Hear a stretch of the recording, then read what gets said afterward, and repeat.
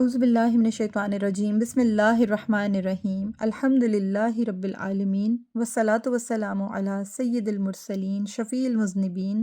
سیدنا محمد صلی اللہ علیہ وآلہ وصحبہ اجمعین اما بعد رب اشرح لی صدری ویسر لی امری واحلل عقدۃ من لسانی یفقہوا قولی آمین یا رب العالمین۔ السلام علیکم ورحمۃ اللہ وبرکاتہ۔ نبی کریم صلی اللہ علیہ وآلہ وسلم کی زیر تربیت خواتین کے کردار کو آج اللہ کی توفیق سے نہایت حسین انداز میں سمیٹنے کی کوشش کروں گی اور جاننے کی کوشش کروں گی کہ وہ خواتین جو کہ نہایت نہایت عظیم مقام و مرتبہ رکھتی ہیں تاریخ اسلام میں بھی اور رہتی دنیا کے مسلمانوں کے لیے بھی، ان کے ایمان کو، ان کے جذبوں کو، ان کی خدمات کو، ان کے ایثار کو، ان کی وفا کو، صبر کو، پاکیزگی کو، علم، بصیرت، بہادری، شجاعت، جرت، ان کا حکمت، ان کا جو بھی کردار ہے خوبصورت انداز میں، آج ہم ان شاء اللہ تعالیٰ ان کو سمجھنے کی کوشش کریں گے کہ یہ روشنی کی وارثائیں کون تھیں جنہوں نے اس طرح ایمان کی روشنی کو اپنے دلوں میں بسایا، پھر اس روشنی کو نسلوں تک منتقل کیا اور رہتی دنیا تک کی خواتین کے لیے ایک روشنی کا مینار بن گئیں۔ یہ روشنی کی وارثائیں ہیں، یہ کوئی یعنی تاریخ کی کہانیاں نہیں ہیں، یہ ایمان کی جیتی جاگتی مشعلیں ہیں۔ یہ وہ عورتیں ہیں کہ اگر آج کی عورت چاہے بیٹی ہو، ماں ہو، بہن ہو،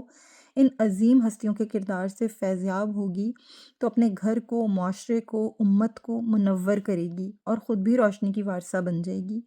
اور یہ خواتین، ان کے کردار، ان کی عظمتیں انشاءاللہ جانے بغیر ہم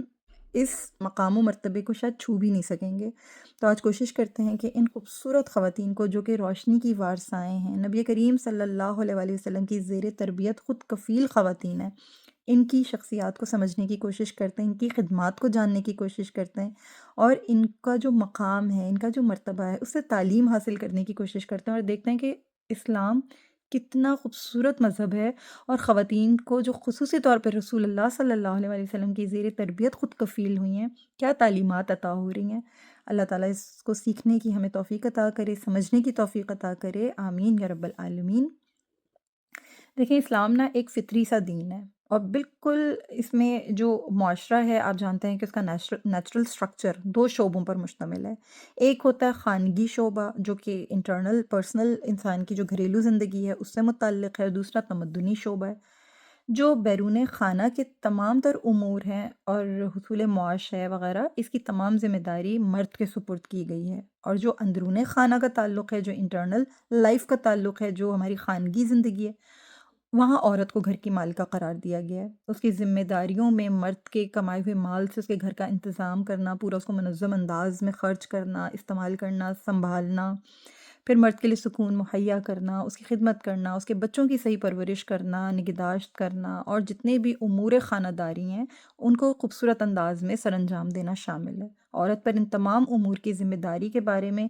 واضح ہدایات موجود ہیں، نبی کریم صلی اللہ علیہ وآلہ وسلم کے واضح ارشادات موجود ہیں، جس میں سے ایک میں آپ کے سامنے رکھتی ہوں کہ نبی کریم صلی اللہ علیہ وآلہ وسلم نے ارشاد فرمایا، عورت اپنے شوہر کے گھر اس کے بچوں کی نگران ہے اور اس دائرہ عمل میں جواب دہ ہے۔ یعنی عورت کی جو ذمہ داریاں ہیں نا وہ بہت اہم ہیں، بہت خاص اس کا ایک رول ہے، اور وہ اس محاذ پر ڈٹے رہنا اس کی بہت اہم ضرورت بھی ہے۔ وہ اس سے تھوڑی دیر کے لیے بھی اگر ہٹتی ہے نا تو یہ سمٹائمز اس کے لیے بہت مضر ہو سکتا ہے۔ یہی وجہ ہے کہ عورت کو اجتماعی عبادات مثلا نماز پڑھنے کے لیے مسجد میں جانے کا اسے اس طرح حکم نہیں جس طرح مردوں کو حکم دیا گیا۔ عورتوں پر مسجد میں خصوصی طور پہ باجماعت ہر نماز کو باجماعت ادا کرنا اسی لیے فرض قرار نہیں دیا گیا ہے، اسے مستثنیٰ قرار دیا گیا۔ اسی طرح جو جمعے کا اجتماع ہے،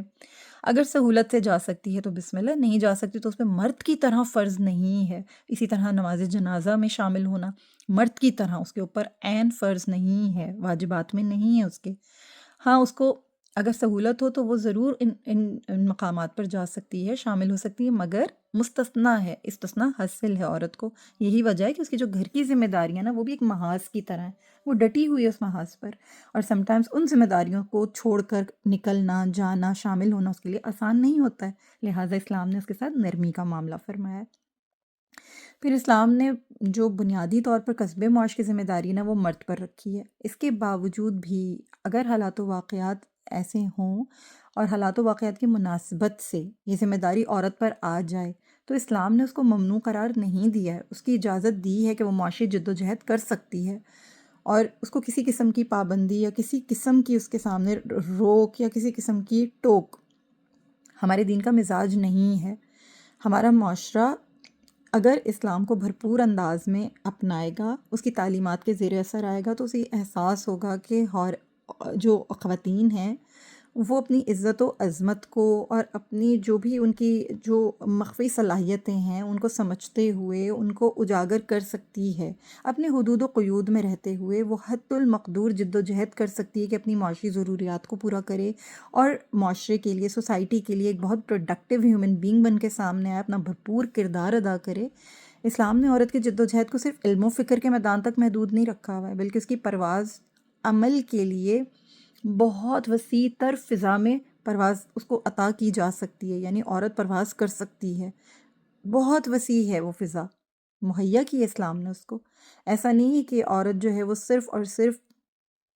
علم و فکر کے میدان تک محدود رہے گی، بلکہ وہ علم و ادب کی راہ میں بھی پیش قدمی کر سکتی ہے، اور اس کے علاوہ دیگر شعبوں میں بھی وہ اپنا آپ منوا سکتی ہے۔ بہت سی اللہ تعالیٰ نے اس کو صلاحیتیں عطا کی ہیں، وہ ملی اور اجتماعی خدمات انجام دے سکتی ہے، اجازت دی گئی ہے۔ اور اس میں آپ اگر اسلام کی تاریخ میں جائیں گے نا، تو جو قرن اول کی مسلمان خواتین تھیں، بالخصوص صحابیات رضی اللہ تعالیٰ عنہن، امور خانہ داری کے علاوہ دیگر معاملات مثلاً اکانومی، معیشت، اس میں بھی انہوں نے اپنا ایک رول پلے کیا ہے۔ وہ جنریٹ کرتی تھیں اکانومی کو، پھر تبلیغ و جہاد میں بھی آگے آگے رہتی تھیں، پیش ہوتی تھیں۔ پھر اس کے ساتھ ساتھ وہ جو طب کا شعبہ تھا، نرسنگ کا شعبہ تھا، اس میں بھی انہوں نے اپنی خدمات انجام دی ہیں، اور صلاح و مشورے میں بھی پیش ہوتی تھیں۔ وہ ایسا نہیں تھا کہ ان کو عقل سے کم سمجھا جاتا تھا یا ان کو اس قابل نہیں سمجھا جاتا تھا کہ نہیں ہم تو آپ سے مشورہ ہی نہیں لے سکتے۔ مشورے میں بھی، مشاورت میں بھی ان کا ایک اہم کردار ہوا کرتا تھا۔ اسلام کبھی بھی ان کی راہ میں حائل نہیں ہوا، کبھی بھی ان کا راستہ نہیں روکا، نہ اسلامی معاشرہ ان کی راہ میں حائل ہوا، بلکہ بہت ایڈوانس سوسائٹی تھی وہ۔ آج کی سوسائٹی تو بلکہ کسی اور ہی پیٹرن پر چل رہی ہے۔ اگر ہم ٹرولی اسلام کے پیٹرن پر چلیں گے اور اسلامی معاشرے کو فالو کریں گے، جو نبی کریم صلی اللہ علیہ وآلہ وسلم نے جو معاشرہ ہمیں دیا تھا، تو ہمیں نظر آئے گا کہ یہ تو بہت ہی عظیم الشان وقت تھا، بہت ہی ایڈوانس معاشرہ تھا۔ چاہے وہ عرب کا علاقہ تھا، اندلس کا علاقہ تھا، ترکی تھا، ایران تھا، بر صغیر تھا، افریقہ تھا، ہر جگہ ہر دور میں کبھی بھی مسلمان عورتوں کو کوئی غیر ضروری و غیر شرعی قید و بند میں نہیں رکھا گیا تھا، بلکہ ان کو ہر شعبہ زندگی میں اپنی حدود و دائرے کار میں رہتے ہوئے نمایاں خدمات انجام دینے کا موقع فراہم کیا جاتا تھا۔ اس کی میں آپ کو نا چند مثالیں دے کے سمجھاتی ہوں تاکہ آپ لوگ اس کو بہت اچھی طرح سے انڈرسٹینڈ کر سکیں۔ صحابیات رضی اللہ تعالیٰ عنہن کی معاشی جد و جہد کے بارے میں بہت ساری ہمیں مثالیں ملتی ہیں۔ اگر حضور اکرم صلی اللہ علیہ وسلم کے مبارک دور کا جائزہ لینا تو آپ کو میں چند ایک مثالیں دیتی ہوں کہ خواتین ضرورت پڑنے پر گھر سے باہر کے کاموں میں یعنی آؤٹ ڈور ورکس میں بھی اپنا رول پلے کیا کرتی تھیں، اور نبی کریم صلی اللہ علیہ وسلم نے اس عمل سے کبھی کسی کو منع نہیں فرمایا تھا، کبھی کسی کی حوصلہ شکنی نہیں کی تھی، بلکہ ہمیشہ حوصلہ افزائی فرمایا کرتے تھے، اور اپنے گھر کی دیکھ بھال پر انہیں دوہرے اجر کی بشارت بھی دیا کرتے تھے۔ اس بات کا اندازہ اس واقعے سے لگایا جا سکتا ہے کہ رسول اللہ صلی اللہ علیہ وسلم حضرت عبادہ بن صامت رضی اللہ تعالیٰ عنہ کی بیوی ام حرام رضی اللہ تعالیٰ عنہا کے گھر آرام فرما رہے تھے کہ اچانک مسکراتے ہوئے بیدار ہوئے۔ ام حرام رضی اللہ تعالیٰ عنہا نے وجہ مسرت دریافت کرنا چاہی تو نبی کریم صلی اللہ علیہ وسلم نے فرمایا کہ میں یعنی خواب میں مجھے میری امت کے وہ بلند مرتبہ افراد دکھائے گا جو خدا کی راہ میں جہاد کے لیے سمندر کا سفر کریں گے، جس کا اتنا بڑا اجر ہے کہ وہ جنت میں بادشاہوں کی طرح تخت پر متمکن ہوں گے۔ ام حرام رضی اللہ تعالیٰ عنہا نے حضور صلی اللہ علیہ وسلم سے درخواست کی کہ وہ آپ صلی اللہ علیہ وسلم یعنی اللہ کے رسول صلی اللہ علیہ وسلم آپ مجھے بھی اللہ تعالیٰ سے دعا کیجئے کہ اللہ تعالیٰ مجھے ان لوگوں میں داخل فرما دے۔ حضور صلی اللہ علیہ وسلم نے سعادت مند گروہ میں ان کی شمولیت کی دعا کی، پھر آپ صلی اللہ علیہ وسلم دوبارہ لیٹے، اور اس وقت بھی مسرت و شادمانی کے جو آثار تھے وہی آثار ان کے چہرہ مبارک پر نمایاں تھے۔ ام حرام رضی اللہ تعالیٰ عنہا نے سبب معلوم کیا تو پھر وہی پہلا سبب نبی کریم صلی اللہ علیہ وسلم نے فرمایا، وہی بتایا ان کو۔ ام حرام رضی اللہ تعالیٰ عنہا نے ان سے پھر ایک مرتبہ دعا کی درخواست کی کہ اللہ کے رسول صلی اللہ علیہ وسلم میرے لیے دعا فرما دیجئے کہ اللہ مجھے ان لوگوں میں شامل فرمائے۔ تو نبی کریم صلی اللہ علیہ وسلم نے فرمایا پریشان کیوں ہوتی ہو، تمہارا شمار سابقین میں سے ہے۔ سبحان اللہ، یعنی وہ گھر گھر کے امور بھی انجام دیتی تھیں، اور سفر جہاد کے لیے سفر اس طرح کا کہ جو سمندر میں تھا اس میں بھی ان کی شمولیت کے لیے نبی کریم صلی اللہ علیہ وسلم نے اللہ سے دعا فرمائی، یعنی ان کو روکا نہیں۔ وہ آؤٹ ڈور کاموں کا ہی ذکر ہے نا یہاں پر، تذکرہ تو وہی ہے جہاد اللہ کی راہ میں جو جہاد تھا سمندر کے سفر کا، اس میں ان کی شمولیت کے لیے دعا فرمائی ہے نبی کریم صلی اللہ علیہ وسلم نے، یعنی گھر کے باہر کے معاملات میں بھی ان کی شمولیت کے لیے اللہ کے حضور ہاتھ اٹھائیں آپ کے پیارے حبیب نے صلی اللہ علیہ وآلہ وسلم۔ پھر معاشی سرگرمیوں کے بارے میں بھی بہت ہی کثرت کے ساتھ صراحت کے ساتھ ہمیں احادیث ملتی ہیں۔ ایسا نہیں ہے کہ نبی کریم صلی اللہ علیہ وسلم حوصلہ شکنی فرمایا کرتے تھے، ہرگز نہیں۔ نبی کریم صلی اللہ علیہ وآلہ وسلم ایک مرتبہ حضرت عمر رضی اللہ تعالیٰ عنہ نے حضرت سودہ رضی اللہ تعالیٰ عنہا کو باہر دیکھ کر تنقید کی، تو وہ خاموشی سے گھر واپس چلی آئیں۔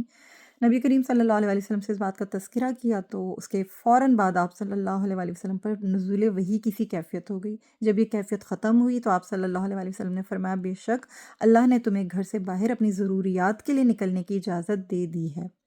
بخاری شریف کی یہ حدیث ہے، کتاب التفسیر، سورہ احزاب، وہ جو قول ہے، یعنی باب قولہ لا تدخلوا بیوت النبی، یہ اس میں یہ حدیث موجود ہے۔ یعنی اس امر کی قطعی اور یقینی شواہد جو ہیں موجود ہیں کہ عورت نکل سکتی ہے گھر کے جو دیگر مصروفیات ہیں، یعنی بیرون خانہ اگر اس کی کوئی مصروفیات ہوں، وہ اندرونی اور بیرونی دونوں کو متوازن رکھتے ہوئے اپنی مصروفیات کو جاری رکھ سکتی ہے، اسلام کی اس حقیقت پسندی کی بنا پر۔ اسلامی تاریخ ایسی مسلمان عورتوں کے ذکر سے بھری پڑی ہے جنہوں نے کسی نہ کسی طرح سے معاشرے میں اپنی عزت، اپنی وقار کا، اپنی ایک جو ان کی اپنی شخصی پہچان تھی اس کا پاس رکھتے ہوئے معاشی جد و جہد بھی کی ہے، ٹھیک ہے۔ اور پھر معاشی سرگرمیوں میں آپ کو چند ایک مثالیں دیتی ہوں کہ یہ جو خواتین جو ہوم لیڈیز کہلاتی ہیں، بہت خوبصورت سلیقہ شعار گھریلو خواتین کے طور پر اپنا آپ منوایا ان صحابیات رضی اللہ تعالیٰ عنہن نے۔ اس کے ساتھ ساتھ با کردار اور با وصف یعنی با صفا پروفیشنل خواتین بھی اپنے آپ کو منوایا انہوں نے، اس حیثیت سے بھی معاشرے کی ایک بہت کامیاب رکن رہیں۔ تو کاشتکاری کی میں آپ کو مثال دیتی ہوں کہ حضور صلی اللہ علیہ وسلم کے عہد مبارک میں نا خواتین کھیتی باڑی میں کام کرتی تھیں۔ یہ تمام صحابیات رضی اللہ تعالیٰ عنہن، ان کا یہ مشغلہ نہیں تھا، بلکہ بعض مرتبہ یہ کیا کرتی تھیں کہ ان کے جو شوہر ہوا کرتے تھے، گھر کے جو مرد ہوا کرتے تھے، زیادہ تر وہ تبلیغ اور جہاد وغیرہ میں مشغول رہتے تھے، ان کو موقع نہیں ملتا تھا کہ گھر کی ذمہ داریوں کو ادا کریں، چنانچہ یہ عورتیں کیا کرتی تھیں، گھر کی دیکھ بھال بھی کرتی تھیں، بچوں کی نگہداشت بھی کرتی تھیں، زراعت اور باغبانی بھی کیا کرتی تھیں، اور جانوروں کی دیکھ بھال بھی کیا کرتی تھیں۔ اور مدینہ منورہ میں انصار خواتین کاشتکاری باقاعدہ طور پر کیا کرتی تھیں، خاص طور پر جو سبزیاں ہوتی تھیں انہیں بویا کرتی تھیں، ان کے بیج بویا کرتی تھیں، پھر ان کی نگہداشت کرتی تھیں، پھر اس کے بعد ان کو کاٹا کرتی تھیں، اور وہ جب آ جایا کرتی تھیں، پوری فصل پک جایا کرتی تھی، تیار ہو جایا کرتی تھی، تو باقاعدہ طور پر وہ اس کو جو ہے کاٹا بھی کرتی تھیں، اس فصل کو باقاعدہ اس کی کٹائیاں بھی کیا کرتی تھیں۔ حضرت جابر رضی اللہ تعالیٰ عنہ کی خالہ کا جو واقعہ ہے، ایک مرتبہ کھیتی باڑی کے کاموں سے ان کا تعلق ہے، وہ واقعہ میں آپ کو سامنے رکھتی ہوں آپ کے، تاکہ آپ کو اس کا تھوڑا سا ایک بیک گراؤنڈ پتہ چلے کہ ایک مرتبہ نبی کریم صلی اللہ علیہ وسلم کی جو صحابی ہیں، ان کی خالہ کو ان کے شوہر نے طلاق دے دی تھی، یعنی حضرت جابر بن عبداللہ رضی اللہ تعالیٰ عنہما، ان کی خالہ کو ان کے شوہر نے طلاق دے دی۔ طلاق کے بعد وہ اپنی عدت کے دن اپنے گھر میں گزار رہی تھیں، اور عدت کے دوران میں ان کو ضرورت محسوس ہوئی تو وہ اپنے کھجور کے چند پیڑ کاٹنے کے ارادے سے باہر نکلی، تو ایک صاحب نے ان پر بہت سختی کی، انہیں سختی سے منع کیا کہ تم اس مدت میں گھر سے نہیں نکل سکتی، تمہارے لیے نکلنا جائز نہیں ہے۔ یہ حضور صلی اللہ علیہ وسلم کی خدمت میں استفسار کے لیے گئیں، تو آپ صلی اللہ علیہ وسلم نے فرمایا، کھیت جاؤ اور اپنے کھجور کے درخت کاٹو، اس رقم سے بہت ممکن ہے تو صدقہ و خیرات یا کوئی بھلائی کا کام کر سکو، یعنی وہ رقم کاٹو، کھیت جا کے کاٹو، کھجور کے درخت کاٹو، رقم حاصل کرو، اور بہت ممکن ہے تو یعنی صدقہ و خیرات کا کام بھی کرو، بھلائی کا بھی کوئی کام کر سکو، بہت ممکن ہے اللہ تمہیں اس میں اتنی برکت دے دے۔ یہ ابو داؤد کتاب الطلاق میں یہ حدیث موجود ہے، اور یہ مسلم میں بھی موجود ہے۔ تو نبی کریم صلی اللہ علیہ وسلم نے کبھی بھی حوصلہ شکنی نہیں فرمائی ہے، ہاں البتہ جو بھی حدود ہیں، قیود ہیں، ان کا پاس رکھتے ہوئے، وہ جو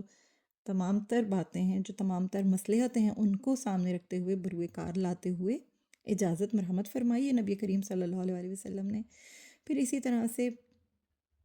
مزید یہ کہ حضرت سہل بن سعد الساعدی رضی اللہ تعالیٰ عنہ ایک خاتون کا ذکر کرتے ہیں جن کی اپنی کھیتی تھی اور وہ پانی کی نالیوں کے اطراف چقندر کی کاشت کیا کرتی تھیں۔ جمعے کے دن سہل بن سعد رضی اللہ تعالیٰ عنہ اور بعض دیگر صحابہ کرام رضی اللہ تعالیٰ عنہم سے ملاقات کے لیے جاتے تھے تو وہ چقندر اور آٹے سے تیار کردہ حلوہ ان کو کھلایا کرتی تھیں۔ یہ بھی بخاری شریف کتاب الجمعہ میں موجود ہے یہ حدیث بھی۔ پھر تجارت میں بھی صحابیات رضی اللہ تعالیٰ عنہن بعض تجارت کیا کرتی تھیں اور اس پروفیشن میں معاشرے میں بہت شہرت رکھتی تھیں۔ سب سے پہلا سب سے عظیم نام ام المومنین حضرت خدیجۃ الکبریٰ سلام اللہ تعالیٰ علیہا کی تجارت کا ہے کہ وہ نہایت وسیع پیمانے پر تجارت کیا کرتی تھیں۔ یعنی کہ وہ آپ جانتے ہیں کہ کس قدر امیر خاتون تھیں، کس قدر رئیس خاتون تھیں، سیدۃ التجار کے لقب سے مشہور تھیں۔ اس کے باوجود ان کو نہایت ادب سے، نہایت احترام سے ہر شخص ان کا نام لیا کرتا تھا۔ ان کا احترام تھا، ان کا وقار تھا، ان کا شرف تھا۔ ایک معزز خاتون تھی، نہایت شریف، دولت مند تاجر خاتون تھیں۔ آپ ملک شام مال تجارت بھیجا کرتی تھیں۔ پھر ان کے جو قریش کے اونٹوں پر جتنا مال ہوا کرتا تھا اس قدر ان کے تنہا اونٹوں پر ہوا کرتا تھا۔ آپ مردوں سے تجارت کرایا کرتی تھیں اور سرمایہ آپ کا ہوتا تھا، اور نفع جب ہوا کرتا تھا تو پھر اس میں آپ اور آپ کے جو شریک ہوتے تھے وہ برابر کے حصے دار ہوا کرتے تھے۔ پھر اسی طرح سے حضرت قیلہ ام بنی انمار رضی اللہ تعالیٰ عنہ آپ صلی اللہ علیہ وسلم سے ایک حدیث نقل کرتی ہیں۔ رسول اللہ صلی اللہ علیہ وسلم کو یہ مروہ پر آئے، میں لکڑی پر سہارا دے کر آئی اور آپ صلی اللہ علیہ وسلم کے پاس بیٹھ گئی، اور میں نے کہا یا رسول اللہ صلی اللہ علیہ وسلم، میں خرید و فروخت کرنے والی عورت ہوں، کبھی میں ایک چیز خریدنا چاہتی ہوں اور میں نے اس کی قیمت اپنے ذہن میں مقرر کر لی ہے، اس سے کم قیمت دیتی ہوں، پھر بڑھاتے اسے اس قیمت پر لیتی ہوں جو قیمت میں نے اپنے ذہن میں مقرر کی تھی۔ اسی طرح کبھی میں ایک چیز بیچنا چاہتی ہوں اور اسے اپنے ذہن میں مقرر کردہ قیمت سے زیادہ بتاتی ہوں، پھر گھٹاتے اس قیمت پر بیچ ڈالتی ہوں جو قیمت میں نے اپنے ذہن میں مقرر کی تھی۔ نبی کریم صلی اللہ علیہ وسلم نے فرمایا قیلہ ایسا نہ کیا کرو، جب تم کسی چیز کو خریدنا چاہو تو وہی قیمت دو جس قیمت پر تم اسے خریدنا چاہتی ہو، خواہ وہ چیز تمہیں ملے یا نہ ملے، اور جب تم کوئی چیز بیچنا چاہو تو جس قیمت پر اسے بیچنا چاہتی ہو وہی قیمت بتاؤ، خواہ تم کو وہ قیمت ملے یا نہ ملے۔ تو سبحان اللہ العظیم، نبی کریم صلی اللہ علیہ وسلم نے ان کی اصلاح بھی فرمائی، ان کی تعلیم بھی فرمائی اور ان کی حوصلہ افزائی بھی فرمائی، حوصلہ شکنی نہیں کی ہے لیکن ان کو سمجھایا، صحیح اور غلط میں پہچان بتائی، ان کی اصلاح فرمائی۔ سبحان اللہ العظیم۔ پھر اسی طرح سے ایک واقعہ ہمیں ملتا ہے حضرت علی کرم اللہ وجہ الکریم کی حیات طیبہ سے کہ حضرت عمرہ بنت طبیخ رضی اللہ تعالیٰ عنہ فرماتی ہیں کہ ایک مرتبہ میں اپنی لونڈی کے ساتھ بازار جا کر یعنی انہوں نے کچھ خرید و فروخت کی، انہوں نے غالباً مچھلی خریدی اور اس کو انہوں نے جھولے میں رکھا، لیکن جھولا جو تھا وہ چھوٹا تھا چونکہ، لہٰذا مچھلی کا سر اور دم باہر نکلی ہوئی تھی۔ حضرت علی کرم اللہ وجہ الکریم کا ادھر سے گزر ہوا تو دیکھ کر پوچھا کتنے میں خریدی ہے؟ یہ تو بہت بڑی ہے اور نفیس بھی، اس سے گھر کے سب لوگ سیر ہو کر کھا سکتے ہیں۔ اس روایت سے بھی دیکھیں خواتین کے خرید و فروخت کرنے کے بارے میں سند ملتی ہے کہ خواتین نکلا کرتی تھیں، جایا کرتی تھیں، خرید و فروخت کیا کرتی تھیں۔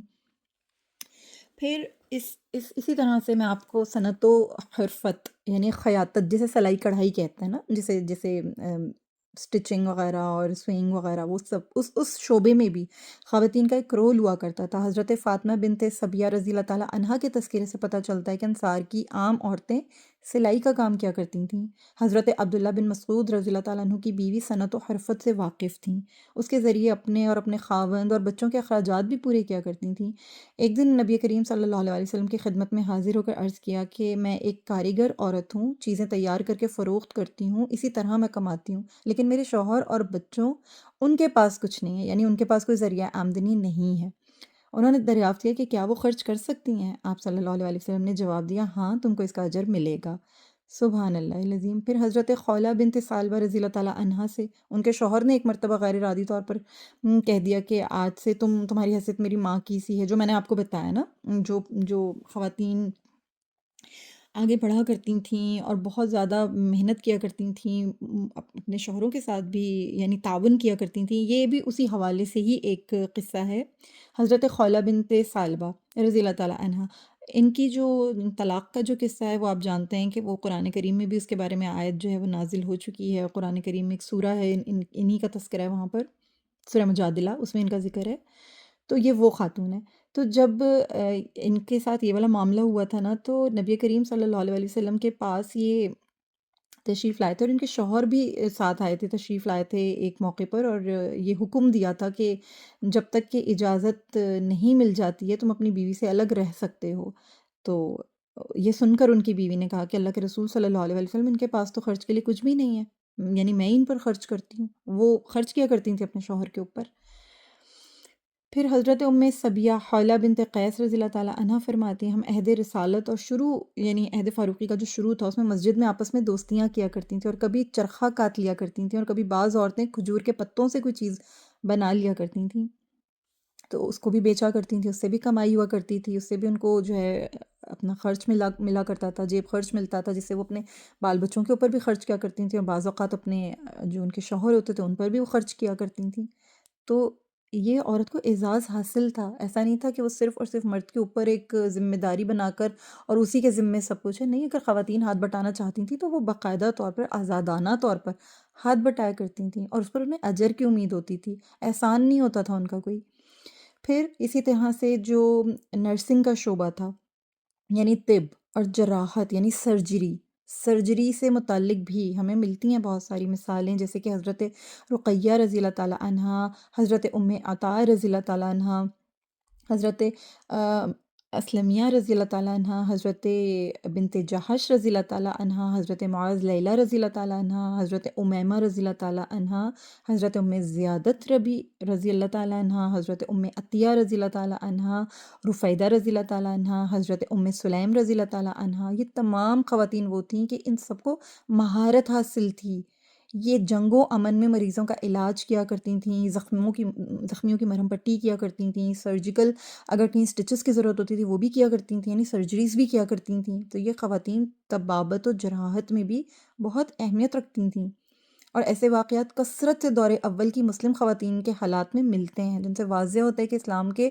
معیاری دور میں عورتیں گھر کے اندر بند ہو کر نہیں پڑی ہوئی تھیں، بلکہ وہ گھر کے باہر کے ضروری کام بھی سر انجام دیا کرتی تھیں۔ ان تاریخی حقائق کی روشنی میں یہ بات پائے تکمیل کو پہنچ جاتی ہے کہ دین اسلام میں عورت تمام معاشی خدمات سر انجام دے سکتی ہے، جن کی شریعت نے اسلامی حدود و قیود میں رہتے ہوئے اجازت دی ہے، تاکہ وہ سوسائٹی میں رہتے ہوئے اپنے فرائض کو بہت اچھے طریقے سے پائے تکمیل تک پہنچا سکے، اور محنت کرے گی، اس کے اندر ایفرٹس ڈالے گی تو یقیناً اس کو پورا بھی کر سکتی ہے۔ شریعت اسلامیہ کا خواتین کے معاشی جو سرگرمیوں میں حصہ لینے کے حوالے سے جو عمومی رویہ سامنے آتا ہے نا، وہ یہ ہے کہ دین اسلام نے عورت کو معاشرت اور ماحول، وقت اور ضرورت، اس کے پیش نظر معروف معاشی سرگرمیاں اپنانے کی اجازت دی ہے، اس کا حکم نہیں دیا ہے۔ یہ بات ذہن میں رکھیں، واضح رکھیں، اجازت دینے میں اور حکم دینے میں فرق ہوتا ہے۔ کسی کام کے کرنے کی اجازت دینے سے جو قابل اعراض امور ہوتے ہیں نا، وہ ختم نہیں ہو جاتے ہیں، مگر صرف اس وقت تک کے لیے ایک استثنائی صورتحال پیدا ہو جاتی ہے، ایک استثنائی صورت موجود رہتی ہے جب تک کہ وہ ضرورت موجود ہو، جبکہ جو حکم کا فلسفہ ہے نا، وہ اس کے بالکل مختلف ہے۔ مثال دے کے سمجھاتی ہوں تاکہ آپ کو تھوڑا سا سمجھ میں آئے کہ شریعت اسلامیہ نے جیسے وضو کے تمام جو تمام فرائض ہیں، یعنی وضو کے ساتھ نماز پڑھنے کے جو فرائض ہیں وہ تمام کے تمام کیا کیے، حکم کے طور پر نافذ فرمائے، یعنی وضو کے ساتھ نماز پڑھنے کا حکم دیا گیا ہے، اور تیمم کے ساتھ استثنائی صورت میں نماز پڑھنے کی اجازت دی گئی ہے۔ اب کوئی شخص تیمم کی رخصت والی صورت کو حکم سمجھ کر عمل پیرا ہو جائے تو یہ نہیں کر سکتا، یہ نہیں ہوگا اس کے لیے، کیونکہ تیمم کے لیے استثنائی صورت ہے اور اس میں نماز پڑھنے کی اجازت حاصل ہے، لیکن حکم کیا ہے کہ وضو کے ساتھ نماز پڑھنا ہے، ٹھیک ہے؟ تو حکم میں اور اجازت میں فرق ہوتا ہے، اس کو سمجھ کر چلنا ہوتا ہے، اور اس کو انشاءاللہ ہم سمجھیں گے تو یقیناً اپنی زندگیوں میں اس کو لاگو بھی کر سکیں گے۔ صحابیات رضی اللہ تعالیٰ عنہن نے نا اپنی حیات میں مستحسن معاشی سرگرمیاں نبھائی ہیں، جو کہ خواتین کی اکانومیکل فیلڈ میں آنے کے لیے یوں کہہ لیں کہ نا ایک معتبر سند ہے، ایک معتبر سند کی حیثیت رکھتی ہے، مگر وہ جو منظر اور دائرہ کار ہے وہ آج ان کی نظروں سے اوجھل ہے کہ جس پس منظر اور دائرہ کار میں رہ کر انہوں نے کام کیا تھا۔ خواتین کی ذمہ داریوں اور فرائض کی نوعیت کے حوالے سے نا اللہ تبارک و تعالیٰ نے خود ان کی اپنی آسانی کے لیے بہت سارے ایسے کڑے اور کٹھن ٹاسک ان کی ذمہ داری میں ڈالے ہی نہیں ہیں۔ اللہ تعالیٰ نے ان پر یہ ذمہ داریاں دی ہی نہیں ہیں، ان کو مردوں کے سپرد کیا، ان ٹاسکس کو اللہ تعالیٰ نے جو کڑے اور کٹھن کام تھے مردوں کے حوالے کیے ہیں۔ خواتین اگر صحابیات رضی اللہ تعالیٰ عنہن کی سیرت مطہرہ کو سامنے رکھتے ہوئے مرد کے لیے ہیلپنگ ہینڈ بننا چاہتی ہیں تو انہیں چاہیے کہ وہی تمام تعلیمات کو حاصل کریں، جانیں، صحابیات کی جو خدمات ہیں ان کو سمجھیں، ان کی سیرت کو سمجھیں، ان کے عمل کو دیکھیں، ان کے بارے میں سمجھیں، ان کی ذمہ داریوں کو سمجھیں، اور پھر اپنے لیے ان ذمہ داریوں کو مختص کریں کہ جن سے وہ عہدہ برا ہونا چاہتی ہیں یا ہو سکتی ہیں۔ شریعت نے ان پر جو ذمہ داریاں جہاں تک عائد کی ہیں وہیں تک رہتے ہوئے وہ اکانومیکل اور پروفیشنل میٹرز میں اپنے پارٹنرز کا ایک سمجھ لیں ہیلپنگ ہینڈ بن سکتی ہیں۔ ان کے اوپر لاگو نہیں کیا گیا اس چیز کو، ان کو حکم کے طور پر نہیں یہ سب ذمہ داریاں اٹھانے کا کہا گیا ہے، ان کو اجازت عطا کی گئی ہے۔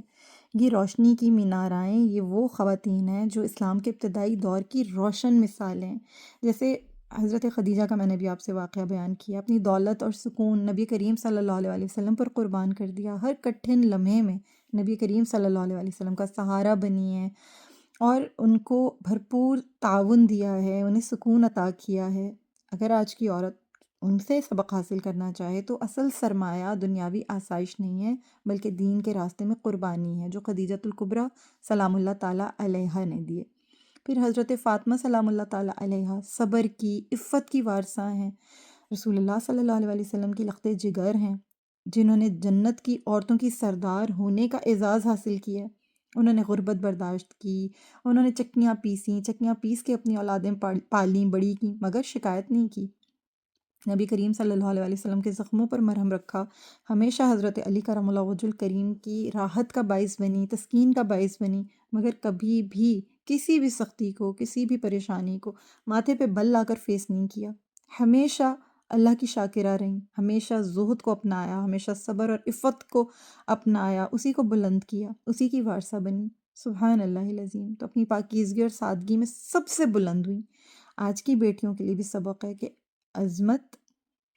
لباس یا فیشن میں نہیں ہے بلکہ صبر میں ہے، حیا میں ہے، عفت میں ہے،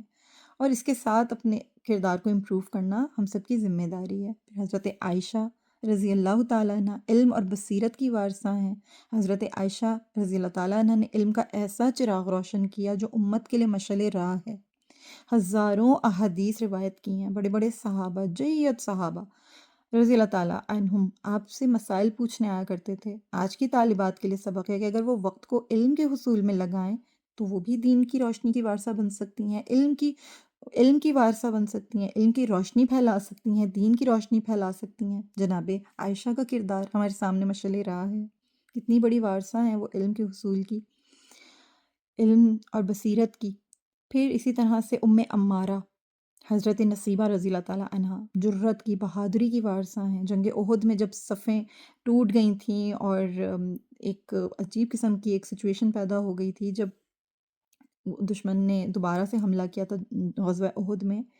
تب ایک عورت نے یعنی عمارہ رضی اللہ تعالیٰ عنہ نے رسول اللہ صلی اللہ علیہ وسلم کے سامنے ڈٹ کر حفاظت فرمائی تھی، ایک ڈھال بن گئی تھیں، تلوار اور تیر برداشت کیے تھے لیکن پیچھے نہیں ہٹی تھیں۔ حضور صلی اللہ علیہ وسلم نے فرمایا جہاں بھی میں مڑتا تھا میں نصیبہ کو اپنے دفاع میں دیکھتا تھا۔ سبحان اللہ العظیم، انہوں نے اس طرح نبی کریم صلی اللہ علیہ وسلم کی حفاظت کی تھی، جرت کے ساتھ، شجاعت کے ساتھ۔ آج عورتوں کے لیے سبق ہے کہ ایمان کی حفاظت صرف حیا سے نہیں ہوتی بلکہ جرت سے بھی ہوتی ہے، بہادری بھی اپنے اندر پیدا کرنی ہے، ہمت بھی پیدا کرنی، کریج بھی پیدا کرنی ہے۔ حالات آتے ہیں، انہیں فیس کرنا پڑتا ہے، چیلنجنگ سچویشنز آتی ہیں لیکن اس میں اپنے اعصاب کو اور اپنے ذہن کو متنفر نہیں کرنا ہے، متزلزل نہیں کرنا ہے، بلکہ مضبوط اعصاب کے ساتھ فیس کرنا ہے، جرت کے ساتھ، فزیکلی بھی اس کو فیس کرنا ہے، بہادری کے ساتھ۔ پھر حضرت اسماء بنت ابی بکر حکمت اور اثار کی وارثہ ہیں۔ ہجرت کی رات حضرت اسماء رضی اللہ تعالیٰ عنہ کھانے کا سامان لے کر غار ثور تک پہنچی، اپنی کمر کا پٹا پھاڑ کر 2 حصہ کیا اور اسی سے سامان باندھا، اسی لیے ذات النطاقین کہلائیں۔ سبحان اللہ، یہ سبق بہت بڑے بڑے ہیں، یہ بڑے کام ہمیشہ شہرت سے نہیں ملتے ہیں بلکہ چھوٹے چھوٹے ایثار سے انجام پاتے ہیں۔ یہ جو چھوٹی چھوٹی خدمات تھیں، چھوٹی چھوٹی ان کی مہربانیاں تھیں، چھوٹی چھوٹی ان کی زحمتیں تھیں، انہوں نے انہیں بلند کیا ہے، سر بلندی عطا کی ہے۔ یہ چھوٹے چھوٹے ایثار کتنی بڑی بڑی عظمتوں میں بدلے ہیں۔ سبحان اللہ العظیم، اللہ تعالیٰ ہمیں جناب بی بی فاطمہ الزہرا سلام اللہ تعالیٰ علیہ جیسی پاکیزگی عطا فرمائے، جناب خدیجۃ الکبریٰ سلام اللہ تعالیٰ علیہ جیسی وفاداری نصیب کرے، عائشہ جیسی یعنی علم و بصیرت عطا کرے، نصیبہ جیسی بہادری نصیب کرے، اسماء جیسی حکمت والی بنائے اللہ تعالیٰ۔ اللہ تعالیٰ ہمارے معاشرے میں ہمیں ایسا علم، ایسا نور، ایسی بصیرت، ایسی شجاعت، ایسی پاکیزگی، ایسی بہادری، ایسی قربانی دینے والی خاتون بنائے کہ جو معاشرے کو بھی منور کر سکے، ہمارے نور سے بھی معاشرہ جگمگانے لگے۔ اللہ ہمیں اس قابل کر دے، ہماری بیٹیوں کو اللہ تعالیٰ اس قابل کر دے، ہماری ماؤں کو، ہماری بہنوں کو، ہماری سب عورتوں کو، ہماری نسلوں کو اللہ تعالیٰ اس قابل کر دے۔ اللہ تعالیٰ ہم سب کو اس پر عمل کرنے کی توفیق عطا فرمائے، ہمیں ان خواتین سے فیضیاب ہونے کی توفیق عطا فرمائے۔ یہ روشنی کی وارثائیں ہیں، یہ جیتی جاگتی مشعلیں ہیں، یہ بہت خاص خواتین تھیں، یہ بہت اونچی خواتین ہیں۔ اللہ تعالیٰ ہمیں ان کے نقش قدم پر چلنے کی توفیق عطا فرمائے، اور اللہ تعالیٰ ہمیں ہمت دے کہ ہم اپنی بیٹیوں کی ان کے نقش قدم پر تربیت بھی کر سکیں۔ آمین یا رب العالمین۔ اللہ تعالیٰ اس کو سمجھنا ہمارے حق میں قبول فرمائے۔ اللہ تعالیٰ ہمارے ان کرداروں اور ان کی تعلیمات کے ذریعے ہمارے گھروں میں، ہمارے دلوں میں، ہماری زندگیوں میں نور اور سکون بھر دے۔ آمین یا رب العالمین۔ آج کے لیے اتنا ہی ہے، اجازت دیجیے۔ السلام علیکم ورحمۃ اللہ وبرکاتہ۔